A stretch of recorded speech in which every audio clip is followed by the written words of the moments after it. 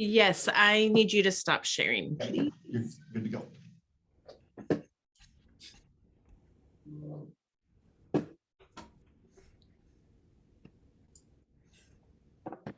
Perfect. So, hi everybody. So today I want to talk a little bit about what is bookkeeping, and just go into it. So this is a very high level presentation for bookkeeping because I have 7 minutes to do this. But first, I would like to introduce you to the reason I do what I do. So this is my family. In this upper corner, this was Christmas at my mom's, and this is my daughter, my mom's dog, Parker, my mom and my son.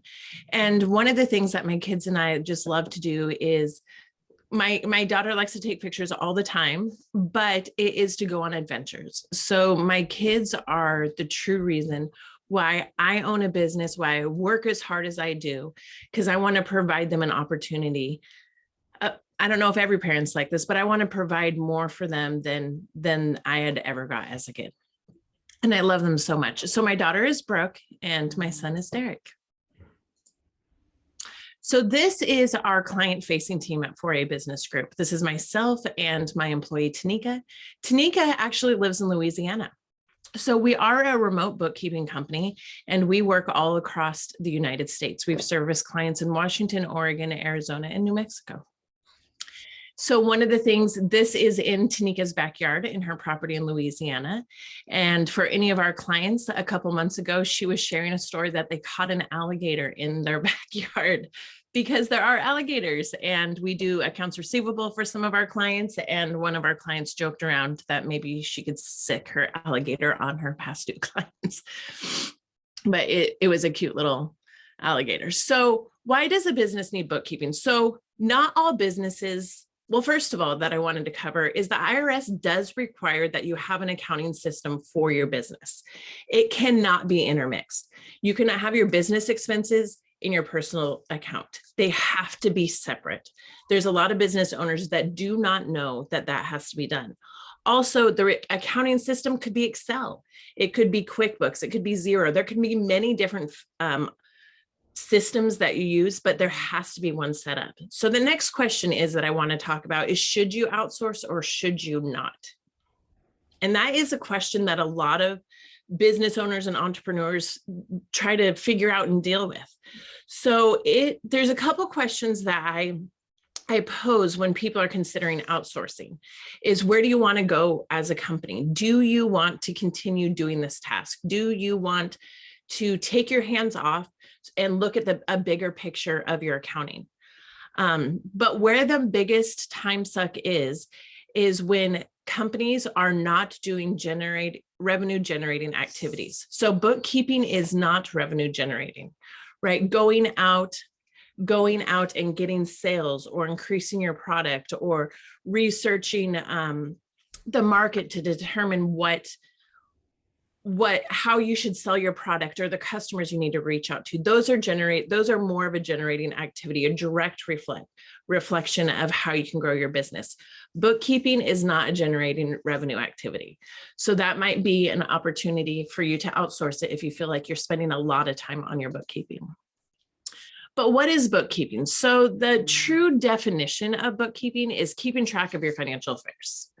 But really what it is it's categorizing income, expenses, liabilities, reconciling your accounts, bank accounts, credit cards, loans. There's so much more that can be involved in bookkeeping depending on your business. So I wanted to show you a quick example of a profit and loss. So two very popular, I'll say, reports for a bookkeeping firm is a profit and a loss and a balance sheet.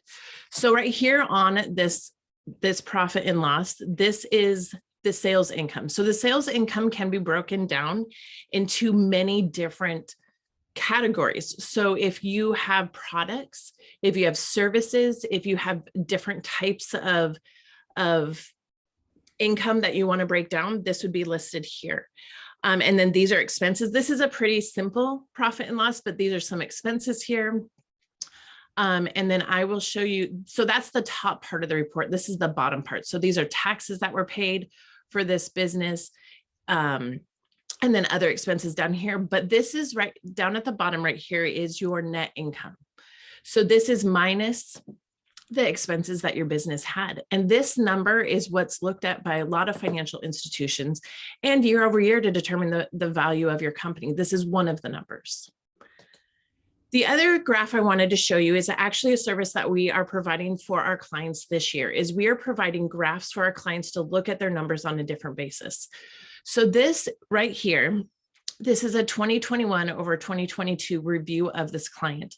One of the things that was interesting, it may be hard for you to see, but in the green is 2020, which is COVID, right? So this business, their numbers fluctuated. But what was very interesting to this business owner is that in 2022, the fluctuation was not there. It was very, it stayed the same all the way across. And that's because this business pivoted. And she didn't know how much that pivoted made her gross profit more stable throughout the year. And we were able to show her this graph, and she saw visible proof of the change that she had made. So one of the things is we believe that business owners who are armed with our financial data have a higher chance of creating a long-lasting business. So in these end of the year review meetings that we did with all of our clients, I wanted to share with you guys some of the comments because they were inspiring to me on many different levels.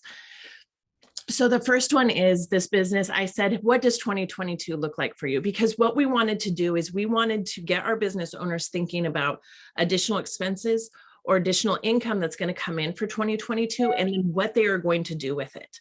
Like, can they prep for the additional expenses, or if they have more income coming in, like, do they have enough employees in order to sustain that? So when I asked this question, what does 2022 look like? This one business owner says, I'm going to kill it. And he was so passionate about it. One business owner said, 2022 is going to be my best year ever. And another one said, now is my time. Now, quickly, I'm going to share a story about this one lady, very quick. She's very calm, quiet. She was excited about her reports that she got. And I said, so what does 2022 look like for you? And she said, global domination, but she said it in such a small voice, but this is the businesses in this area in Clark County that are going to jump into 2022. They have all their tools in their toolbox and they are going to take over their industry. So this is the end of my presentation. If you have any questions or you know any businesses that might want to have a deeper level of their bookkeeping, then that would be a great referral. Thank you, everybody. All right.